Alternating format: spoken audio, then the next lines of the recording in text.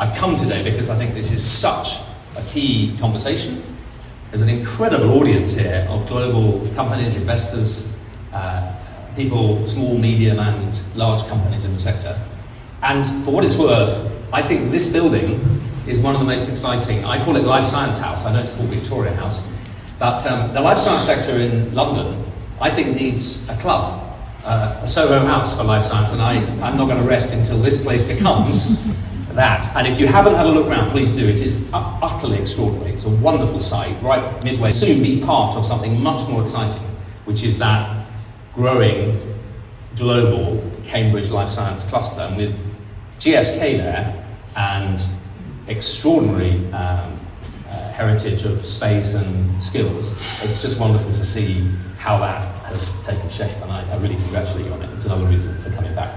So let me just very quickly, those who don't know me, I'm going to explain where I'm coming from, disclose my prejudices, and then I'm going to share with you some highs, some question marks, and some things that worry me about whether we're really going to reach our potential.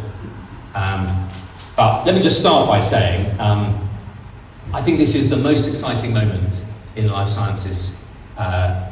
Since back in 2010, we set out a very groundbreaking cross-party 10-year life science industrial strategy and made clear the only way this country was going to avoid going down the debt gurgler, attract billions, tackle the biggest driver of the structural deficit, the NHS and our health and care system, was to build a world-class life science facility. Not just keep congratulating ourselves that we have GSK and AstraZeneca here, but build an integrated life science 2.0 ecosystem based on genomics, data, skills, hospitals, universities, charities in one ecosystem.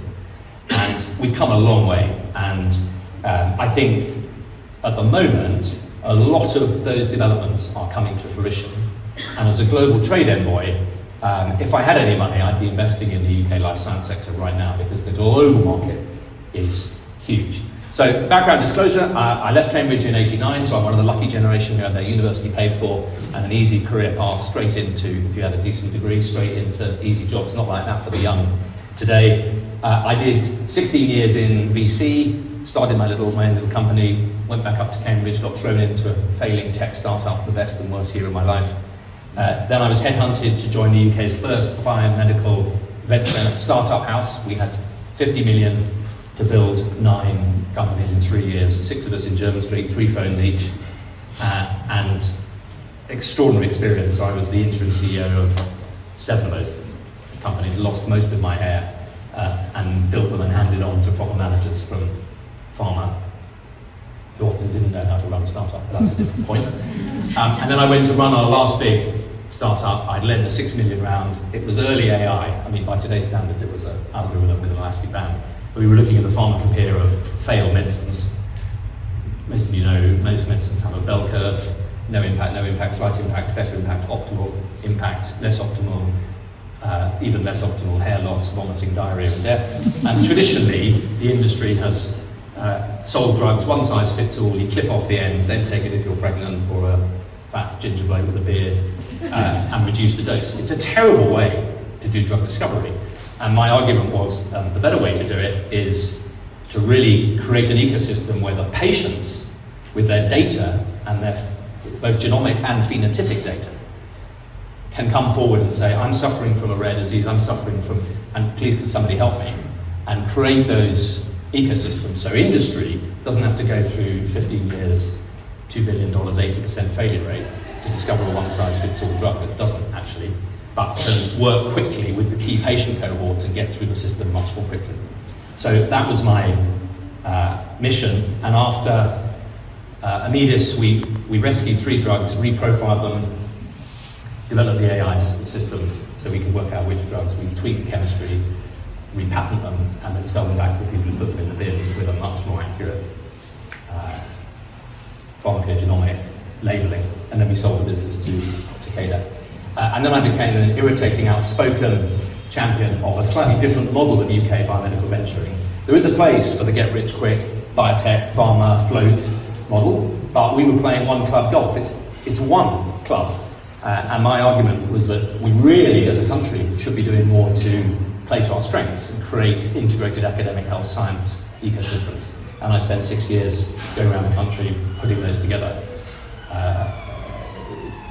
Scotland, which in so many ways is ahead of the UK, Andrew Morris was way ahead in creating the electronic health records. I went up to Scotland and worked with Scottish Enterprise and put together 100 million wire for hospital, for university biomarker collaboration, which Pfizer then dismantled when they bought Wire. And then I came down and was recruited by UCL to help set up UCL Partners, and we did various projects around the country. And then I got frustrated that government didn't get it, so I stood for Parliament. And in 2010 arrived on a mission and was taken on by David Cameron as his advisor and then as First Minister. And some of you will remember my pride in creating that portfolio. I used to say my main ambition is not to be the last Minister for Life Science. I never imagined, thanks to Brexit, that I'd be one of 8 successors in 6 years. And the political turmoil, we've really paid a price. We are now emerging from that, and I think we're in a really strong place. And I came back because the Prime Minister and Patrick Vallance, my former Chief Scientist, said, look, we're actually going to carry on doing all the things you and John Bell were trying to do. And I think that's very wise, and I did it in a very cross-party way. So I've come back, I'm Deputy Chair of the Science and Tech Select Committee, UK Trade Envoy to Singapore, Malaysia, Brunei and the Philippines, and I'm advising various funds and companies. So you know all the big reasons to be here and be excited. That's why you're here, right? There is no other country that has 4 out of the world's top 10 universities within an hour of each other. London has become now not just a European hub. By the way, London Life Science VC isn't just the biggest in Europe, it's bigger than the whole of Europe put together. It's enormous and it's really grown, and this building is part of that. Last year, UK Life Science VC raised 3.4 billion. That was slightly down on the year before for those reasons. That is miles ahead of anything we were doing when I was in the sector back 15 years ago. So we're big. As Brits, we're terrible at telling these numbers and telling the world, but that is an extraordinary success. So I think the meta numbers are pretty good. I think we're terrible at telling the story globally, by the way. Let me just ask, do any of you know what the UK is investing in life science public sector research each year across the whole of government? Hands up. Well, it's interesting, isn't it? I don't either. When I was minister, I did. But when I said to my officials, it's about 3 billion a year, they said, no, it's not. Our department. I said, no, I'm not looking at your department. I'm talking about UKRI, the medical research, the MRC, the NIHR, DH, Innovate, this department. Nobody adds it all up, apart from irritating people like me. It was 3 billion a year. That's 9 billion over a 3-year CSR. That's quite a big number. We don't even tell the world about it. So I come back partly to recycle my experiences as a minister to help this new government and the new generation crack on, because we're in a global race for investment, and we need to be, I think, more self-critical and behave a bit more like a startup. Take nothing for granted. Keep over delivering and under-promising, and be very aware of what other countries are doing. And the pandemic was a massive wake-up call globally, and it redoubled the global competition, which is great. I'm all for competition, but we got to change gear as well. So, highs, questions and lows. Highs, so the government's taken, I was very proud to get R&D spending from 14 billion a year to 20. Patrick's taken it to 21, fantastic, and committed over 4 years. And we're at about 3 billion a year in life sciences every year. Huge cross-party consensus. Believe me, that wasn't the case back in 2010. Even Jeremy Corbyn now, even the hard left think the life science sector is important. So that cross-party piece is in the bank. Long-term commitment, nobody talks about 2-3 year life science programs anymore. It's 10 years. That's absolutely key for you guys. Data, I'm really pleased the government has made a big commitment, 600 million for the health research data piece, and Mel, I mean, there's no one better to run it. That is huge. I created the digital health portfolio back in the coalition, rather to the concern of the Department of Health. And my argument was, you know what, you can cut through all the health data concerns, because the data doesn't belong to government. It doesn't belong to DH, it doesn't belong to the NHS, it belongs to the patients. And if we rooted this in patient ownership of patient data, guess what? Most people who have diagnosis are really keen to get into research. So it's been a long battle to get away from the care.data saga, but I think that is a huge, huge shift. The regulatory testbed piece, MHRA is now back in a really good place. They were hit pretty hard by the pandemic, and they're an absolutely gold star regulator, and it's great to see. The Oxcam ARC is an extraordinary opportunity. I led in government the Oxford-Cambridge Railway, and we're just about in the next month to open the Cambridge South Railway. It is ridiculous. Traditionally, if you were from Cambridge, you couldn't really go to Oxford, and if you did, it took you 3 hours in a car and 500 roundabouts. I mean, nobody drives these days. You ought to be on a train and going Norwich, by the way, Cambridge, across the Arc, Oxford, and down to Reading. It's a hugely powerful arc, and I'm really excited that Patrick and the team are really driving it. And it goes around Imperial, UCL, and King's. 3 huge engines. I mean, this is a 5 world-class university engine. And if you took all the shops and buildings and cinemas and theatres out, you'd look and say, oh my God, that is Boston, that is the Bay Area, exposed for what it is, but it's hidden behind all sorts of heritage and buildings so people don't see it in that way, but that's what it is. The AI piece, I think government has really committed to driving AI in healthcare, which is great, and I'm really pleased that they've seen through the manufacturing piece. So my argument was back in the day when I was building companies, it was a fume hood, a laptop, and a hot desk. Well now, you need to be giving biotechs access to world-class facilities, really expensive facilities like the ones in this building. And as we go upstream, I mean, discovery is becoming something of a commodity now, but the batch manufacturing, the cell and gene therapies, the advanced manufacturing, the digital delivery systems, manufacturing has become a key part of that supply chain. And this is an area we have been ahead of the curve, and we're investing heavily, another £500 million in advanced life science manufacturing. So I hope that gives you some confidence that there's some really big investments and some strong leadership. Question marks in my mind.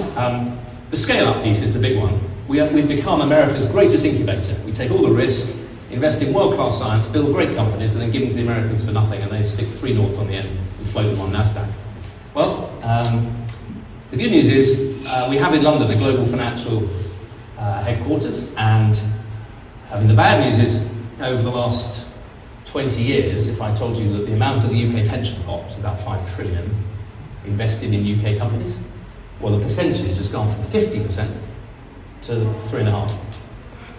The city's just indexed, globalised, commoditised, and they're investing globally. And the last government and this government's followed it up with a commitment through the Mansion House Accord to say, guys, we need you to be investing in the UK. We're not going to tell you how, we're not going to tell you where, but you've got to be putting something more into the UK. And we've set a target of 5%. And I, for one, don't think it's communism to say, yeah, well, I'm going to mandate it. Not going to mandate how, but if you're Aviva or Fidelity or any of these big funds, guys, it's not communism to say you've got to put 5% back into UK companies.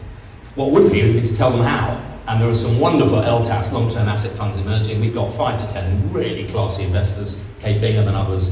Those guys know how to deploy that money. It is coming, more slowly, but it is coming. Trials, we were in a terrible place, and we've come a long way. I worked with Patrick to secure the 600 million for the O'Shaughnessy review. We are getting there, but I think too slowly, and the NHS and the NIHR isn't yet moving at pace enough. I just got back from Hong Kong and Singapore. Their targets leave us absolutely standing. And that's the competition. Major companies can go anywhere in the world, and we need to be faster. But we have made huge progress. The public infrastructure, some really interesting big investments going on, particularly in the bioeconomy, some of the biorefineries, the advanced manufacturing, and I think there's a big question mark there. Traditionally in government, the public sector does all the infrastructure.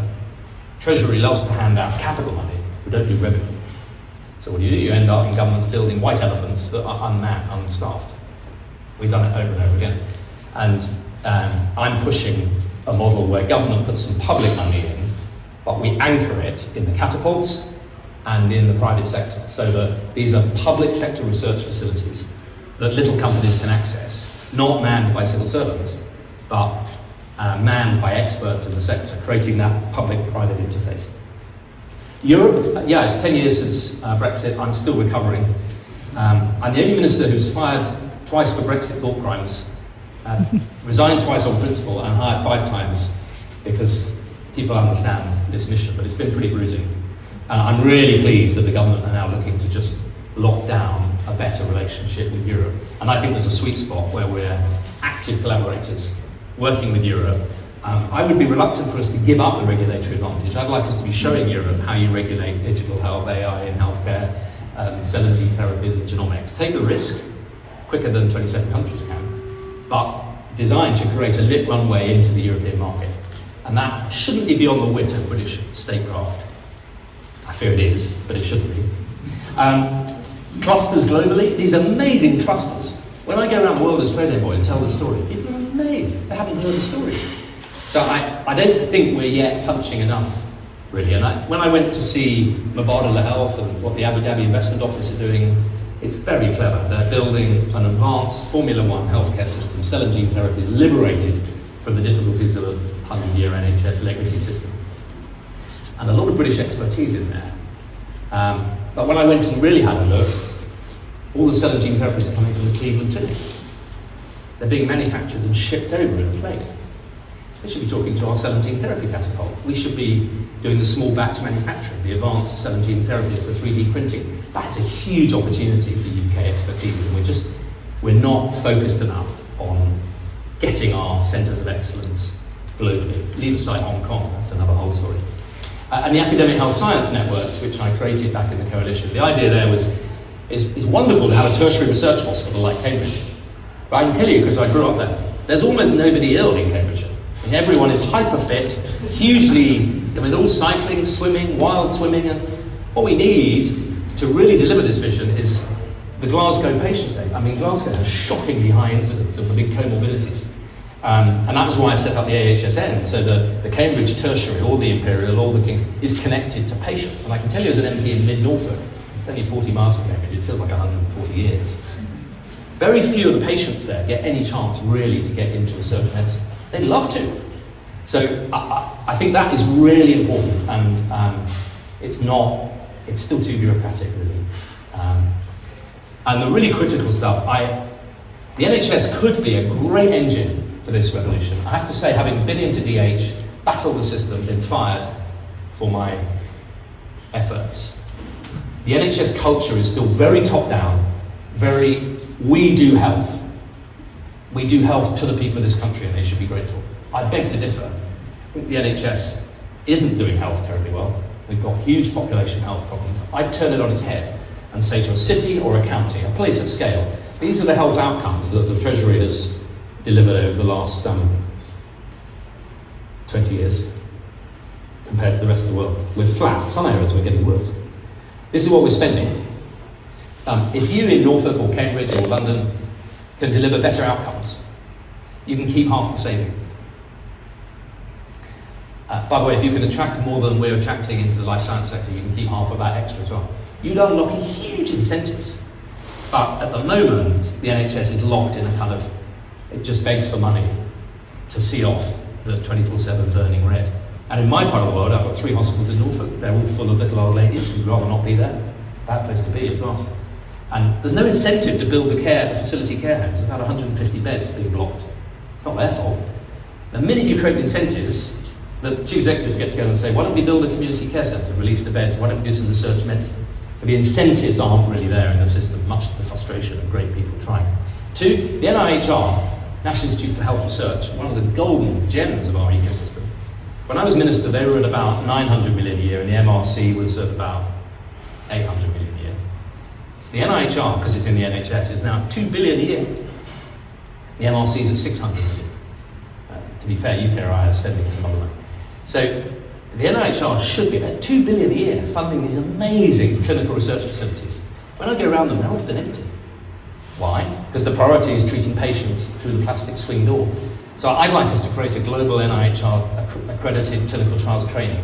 Come to the UK to get your Special Forces badge as a trials nurse, a trials fellow, a translational trials professor. People would pay a lot of money around the world to come, and I just don't think we're using that infrastructure properly. NICE, used to be the absolute gold standard, could be again. My argument as minister was, look, the days where we needed NICE to give politicians cover to say no are long over. The NHS is now perfectly capable of saying no itself. What we need NICE to do is tell the world and the NHS what world-class health economic assessment looks like. And so my argument was, why don't we have multiple pathways, not binary yes, no. But this will save money, save lives, fast track it immediately. This will save lives, probably save money if we had the data properly, fast track it in for tests and get the data package. Pathway 3, it won't save lives, but it will save a lot of money. Let's just make sure it's not dangerous, but fast track it. 4, might do, but we need to pilot it in some particular patient groups. So conditional approvals, adaptive licensing. And I think if we gave NICE that mandate, they would rise through it and create a much more agile landscape, which would link into Europe. And lastly, the geopolitics. But the failure of economic statecraft in Whitehall, and it's no one's fault particularly, but we'd incubated a system made worse by austerity in which the Treasury is scrutinising every department on micro-allocations. And the question we should all be asking is, what are they doing in China? What are they doing in India? What are they doing in America? And that's part of the reason I came back, because we exist in a competitive landscape. I think we've got a lot to be excited by. And the investment story is quite reassuring. It sounds as though the world knows what we've got. But I still think we're not moving at pace. We're not moving with a globally competitive enough horizon on what else is going on. And the prize is huge. Other countries are moving fast. So I've come back to kind of shake up the system in a spirit of optimism. We've made a lot of progress, but the world is moving fast. And I think if we don't speed up, we're in danger of publishing strategies, but not actually turning around faster and more innovative medicines. I'll happily take some questions now and look forward to seeing the rest of you during the week. Thank you very much.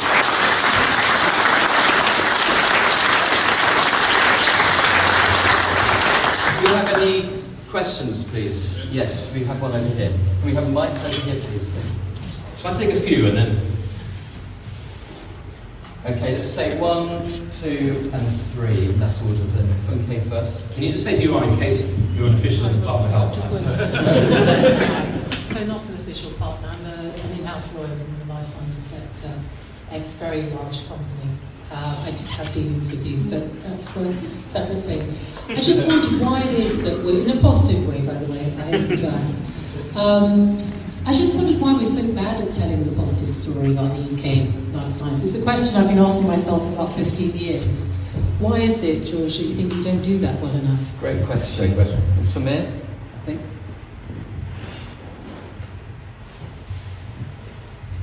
Thanks. Hi, Samir Ghattari, entrepreneur in residence. This morning, Nancy Rothwell talked about that without discovery we have nothing. And the plight of the UK higher education system. My worry, George, is in 20, 30 years, we're not going to be at the top of discovery and research if we start losing chemistry departments where we had 5 Nobel Prize winners. Your thoughts?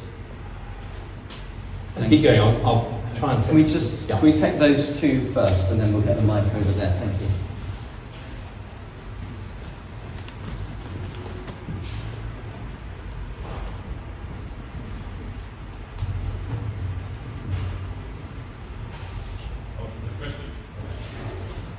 Is this going? Yes. Hi, Nigel Richardson. I'm chairman of Custom Pharma Services in Brighton, contract manufacturing and development of services. I wanted to ask a little bit more about how government can play a more active role in seeding finance into what appears to be a rather log-jammed environment for biotech companies wishing to bring their new molecules through to clinical trials. It seems to be a very positive story that you're giving us, George, and it's great to hear the amount of money that's being invested, and I'm really pleased to hear so much more of the optimism coming from government. But there does appear to be a logjam waiting to be broken. And is there not a place where government can help to seed more investment at earlier stage, greater risk stage, and potentially be the beneficiary of some of the upside that comes later on, i.e. a radical idea of actually having shares in biotech companies, publicly owned.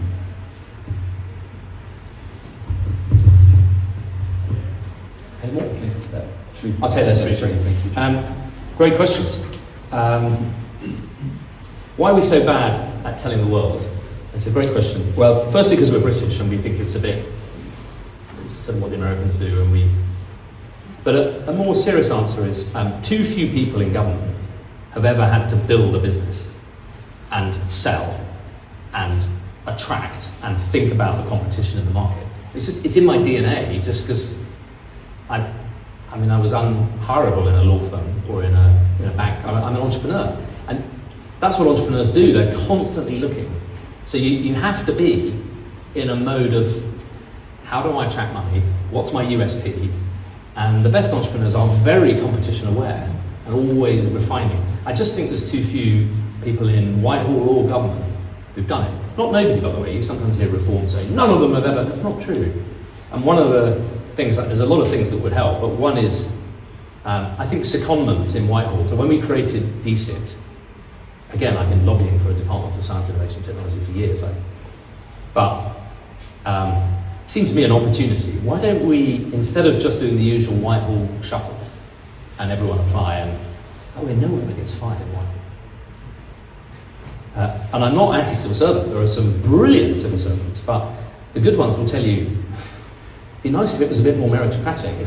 But my argument was, why don't we create in DCIT a really new model department in which at any one time a third, okay, call it 20%, of staff are seconded out in the industries that they're legislating for, and, radical, a third are seconded in. Now, not for 6 months, you could do that, but imagine if in the summer, say, you got to do a month in the department, and the people in the department did a month out in industry. I think what would happen is when they came back, there'd be a lot more understanding. People in the private sector would say, oh my God, I've just worked out why it's all so hard and so difficult and so slow. The minister looks like he's about to die. They're all competing for treasury money. I mean, God, I'm glad we don't run our business like that. And civil servants would come back and say, it's amazing. Generally, the private sector is very focused. They have few number of KPIs. They reward people who hit them. I mean, it's mixed, of course, but I think that would play a really strong part in it. And I also think we're not globally aware enough. And I was very privileged because I knew the sector a bit. As a minister, I knew where I needed to go. Quite a lot of ministers don't know what they don't know. And the machine doesn't encourage you to ask. So I always, on my submissions, would always say, listen, any submission, please don't give me 50 pages of Oxbridge humanities analysis. I just want to know if it's quantum, who are the top 10 global economies on public and private, who are the top 10 companies, and who are the top 10 in the UK. Just a table down the side, that's all I need. And if you don't know, Google it, because I do. And that is sort of revolutionary insurgency for Whitehall. It hates to admit what it doesn't know. And so I think there's a culture, and that's, by the way, been incubated by politicians. You need, in the end, politicians to take responsibility for everything, should do. And I think changing that culture, encouraging people to say, are we really world class? Or is that just what we tell our politicians? And I think it's a cultural thing, and I think that secondment would really help. So in Nancy and Discovery, yeah, I share the concern. I think the way we're hemorrhaging top chemists, we're closing down chemistry departments. I mean, I've come to learn a few things. Chemistry and engineering are the two, other disciplines are available. But I've come to realise I didn't understand enough just how fundamental those two are to turning science into solutions. And I think the way we allocate money through the research ecosystem it's not perfect at all. I think the good news is Patrick really gets it, and he's absolutely on it. And I think there's been a little bit of noise in the system, but I can tell you the system was not very good at allocating money properly. And I'm broadly very supportive of what's going on. And I think we've incubated a system where we think that excellence can only come if we put enough money into mediocrity. I beg to differ. The best labs are world class. I mean, of course, not everyone can be world class, but I don't think we're tough enough in allocating money to the places that are really delivering impact and excellence. And we traditionally, our algorithms, basically, well, we always give money to that university. Well, maybe we should.